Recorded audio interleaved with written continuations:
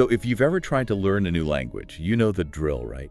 Oh, absolutely. The endless grammar rules, the rote memorization of vocabulary lists. Yeah. And that nagging pressure, to speak perfectly right from day one. It really can feel, well, like a chore sometimes, or worse. Exactly. A punishment even. It's a surprisingly common feeling, isn't it? It really is that sense of being stuck in this academic grind where fluency just seems miles away, guarded by all these linguistic rules. That really hits home. And that's exactly why today's deep dive caught my eye. Okay. We've actually got our hands on a really unconventional source. It's frankly quite provocative. Oh, what is it? It's an excerpt from a YouTube video script, and it's titled The Forbidden English Class.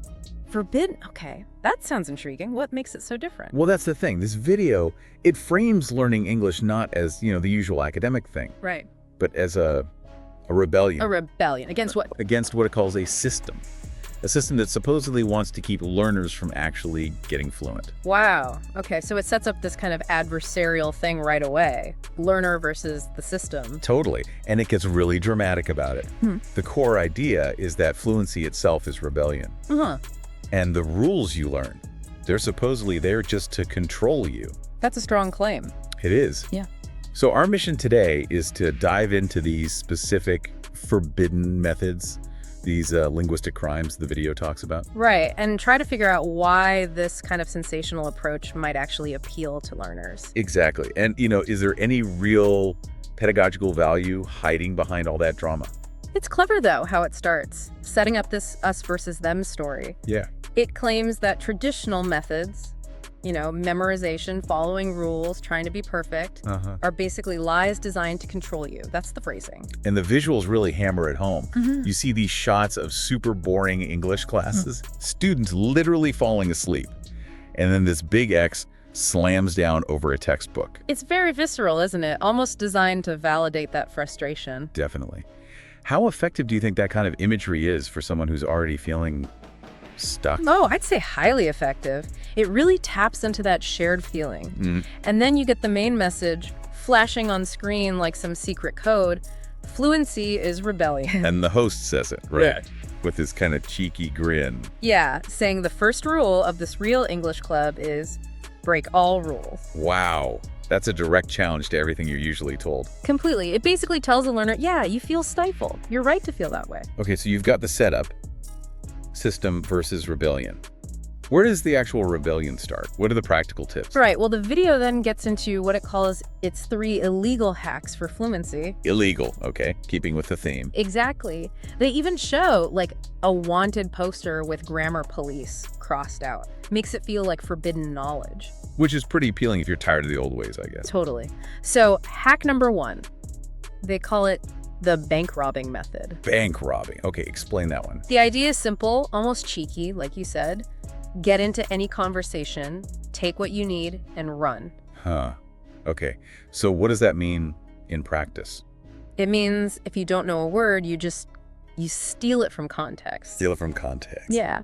The video gives this funny example. The host just points and says in Hindi, "Kap ka, which means... That thing. Yes.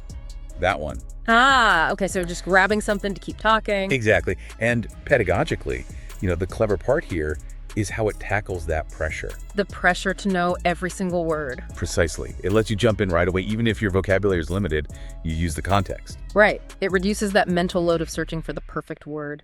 It shifts the focus from perfection to just making progress, communicating now. That makes a lot of sense. It's about lowering that fear barrier. Okay, what's next? Next up is jailbreak thinking. Jailbreak thinking. Yeah, the idea is your mouth is kind of stuck in your mother tongue and you need to escape. Okay, another dramatic metaphor. How do you escape?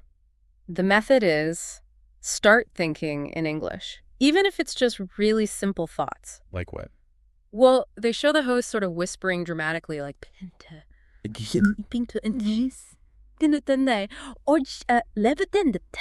which is I.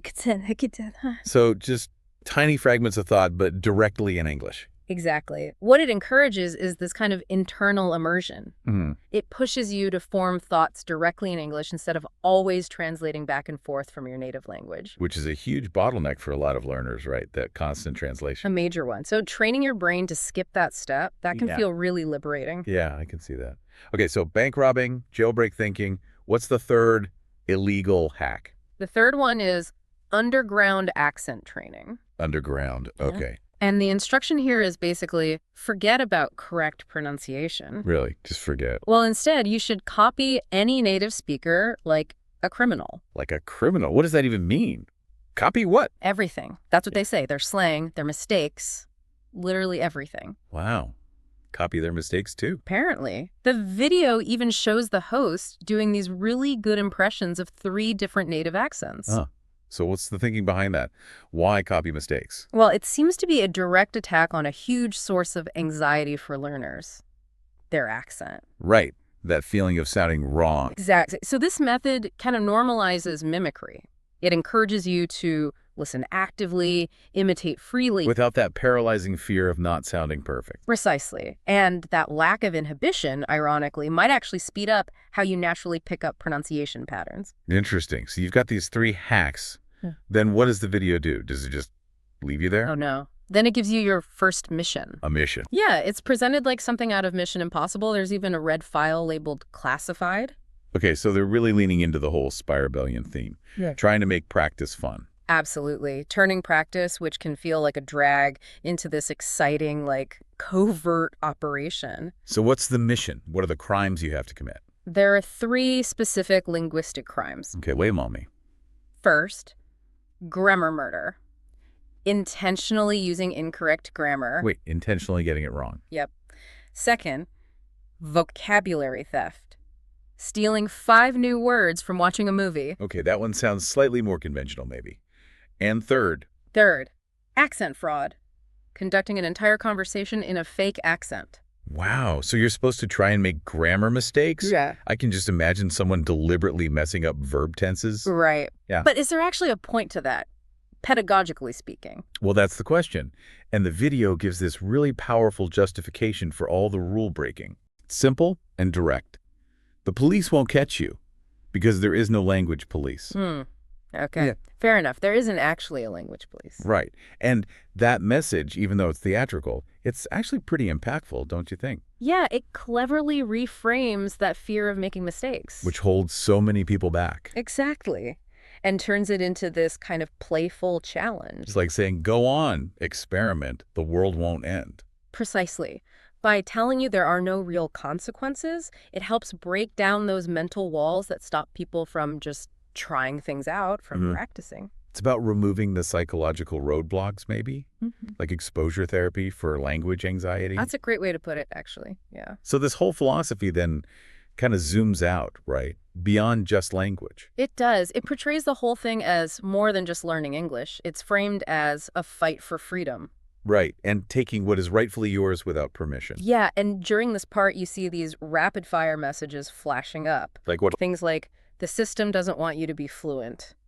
And stay silent. Stay controlled.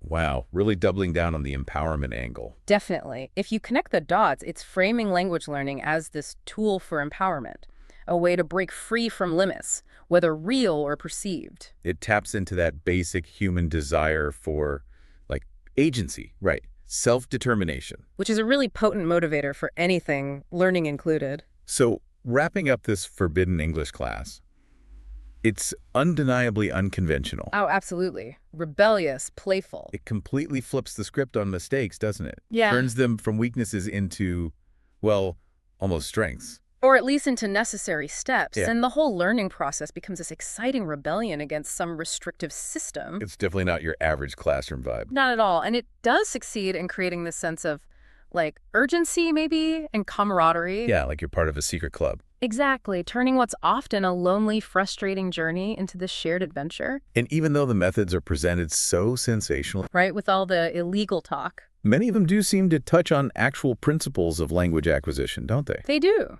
Things like emphasizing active use, taking risks, getting over the fear of imperfection, rather than just passively memorizing rules. Which does raise a really interesting question, maybe for you, listening right now. What other rules or maybe systems are you implicitly following? In your own learning, maybe, or even just in life. Yeah, rules that might actually be holding you back without you realizing it. Right. And what if breaking some of those rules? What if that could lead to some unexpected freedom or faster progress? It makes you wonder, what forbidden approaches might you uncover in whatever you're pursuing? Definitely something to think about.